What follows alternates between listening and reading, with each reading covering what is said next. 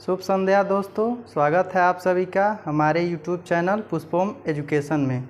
दोस्तों, पिछली कक्षा में हम लोग वर्णमाला के अंतर्गत जो उसके भेद होते हैं स्वर और व्यंजन, तो स्वर के अंतर्गत आने वाले कुछ महत्वपूर्ण पॉइंट को हम लोग देख रहे थे और मात्रा के जो भेद होते हैं ह्रस्व, दीर्घ और प्लुत, उसके बारे में हम लोग पिछली कक्षा में चर्चा कर रहे थे। आज की कक्षा शुरू करने से पहले आप सभी एक बार वीडियो को लाइक्स कर दें, शेयर कर दें और हमारे चैनल को सब्सक्राइब कर दें।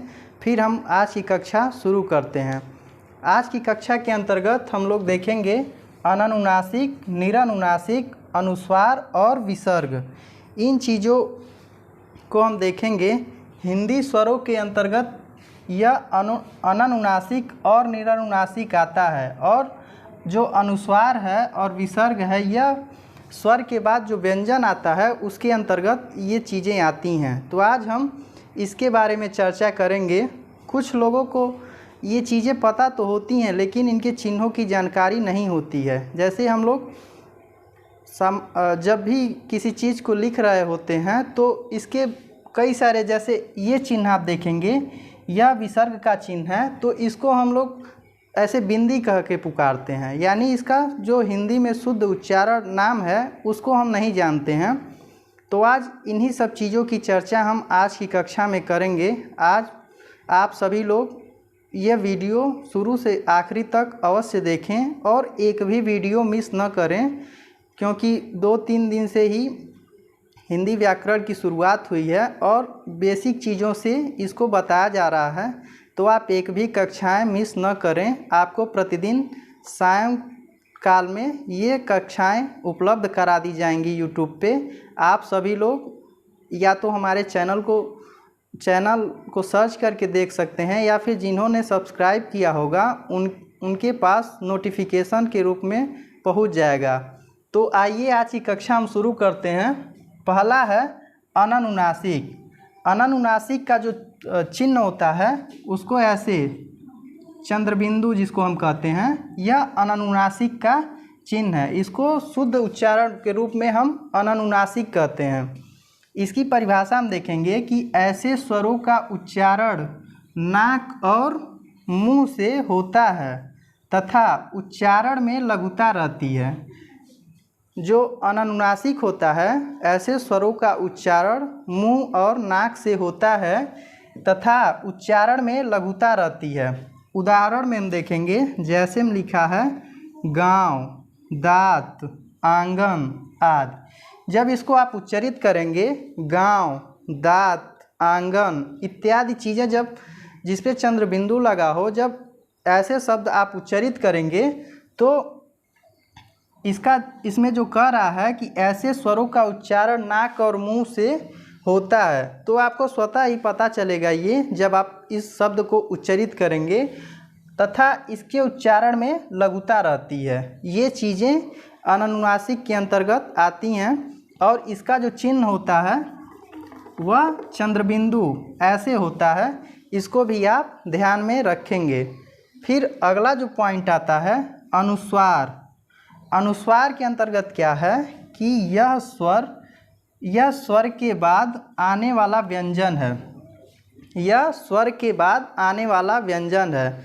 मैं कक्षा शुरू करने से पहले बताया हूँ कि जो अननुनासिक होता है और निरनुनासिक होता है, यह स्वर के अंतर्गत आते हैं। हिंदी में जो स्वर होते हैं उसके अंतर्गत ये दोनों आते हैं, और अनुस्वार और जो विसर्ग होता है यह व्यंजन के अंतर्गत आता है। तो वही कह रहा है कि यह स्वर के बाद आने वाला व्यंजन है, यानी यह अनुस्वार और विसर्ग यह दोनों व्यंजन है। यह स्वर के बाद आने वाला व्यंजन है जिसकी ध्वनि नाक से निकलती है, जैसे अंगूर, अंक इत्यादि। जिस पे बिंदी लगी रहती है इसको हम अनुस्वार कहते हैं। इसको शुद्ध भाषा में हम लोग अनुस्वार कहते हैं। इसका चिन्ह ऐसे होता है, आप देख लेंगे कि इसको इस चिन्ह से प्रदर्शित करते हैं। यह स्वर के बाद आने वाला व्यंजन है जिसकी ध्वनि नाक से निकलती है, जैसे अंगूर, अंक इत्यादि। जिस पे अंक की मात्रा लगी हो वह क्या होता है, वह अनुस्वार होता है। और यहाँ पे आप देखेंगे कि अंक मात्रा लगी है, इसको हम अनुस्वार कहते हैं। ये चीज़ें ध्यान में रखेंगे। फिर इसके बाद आता है निरनुनासिक। निरनुनासिक में क्या होता है कि केवल मुंह से बोले जाने वाले सस्वर वर्णों को निरनुनासिक कहते हैं। यानी केवल मुंह से बोले जाने वाले सस्वर वर्णों को निरनुनासिक कहते हैं। जैसे हम देखेंगे आप, इधर, उधर, आप, अपना आदि। यह चीज़ें निरनुनासिक के अंतर्गत आती है। आप एक भी पॉइंट को बिना छोड़े पूरी वीडियो शुरू से लेके आखिरी तक अवश्य देखें। यदि आप कोई भी पॉइंट मिस करते हैं तो इसका भारी नुकसान आपको उठाना पड़ सकता है। इसलिए आप वीडियो को शुरू से लेके आखिरी तक अवश्य देखें। फिर अगला आता है विसर्ग। विसर्ग का जो चिन्ह है वह ऐसे है, इसको भी आप ध्यान से देखेंगे। इसमें कह रहा है कि अनुस्वार की तरह विसर्ग भी स्वर के बाद आता है। अनुस्वार की तरह विसर्ग भी स्वर के बाद आता है। यानी जो अनुस्वार होता है और विसर्ग होता है, यह दोनों स्वर के बाद आते हैं। मैं पिछली कक्षा में आपको बता रहा था कि स्वरों की संख्या 11 होती है और जो अंग और अह होते हैं इसको हम अयोगवाह कहते हैं। यानी इसमें जो अंग है यह अनुस्वार है और जो अह है यह विसर्ग है। इसमें देखेंगे आप कि जो अंग है इसमें अनुस्वार का चिन्ह है और जो अह है इसमें विसर्ग का चिन्ह है। और मूल जो स्वर होते हैं वह 11 होते हैं। इसकी चर्चा पिछली कक्षा में हो चुकी है। विसर्ग के बारे में आप देखेंगे कि अनुस्वार की तरह विसर्ग भी स्वर के बाद आता है। यह व्यंजन है और इसका उच्चारण ह की तरह होता है। जैसे मनः कामना, यानी विसर्ग का जो चिन्ह होता है उसको हम ह पढ़ते हैं। यहाँ पे लिखा है कि अनुस्वार की तरह विसर्ग भी स्वर के बाद आता है। यह व्यंजन है और इसका उच्चारण ह की तरह होता है। जैसे मनः कामना, अतः, स्वतः आदि।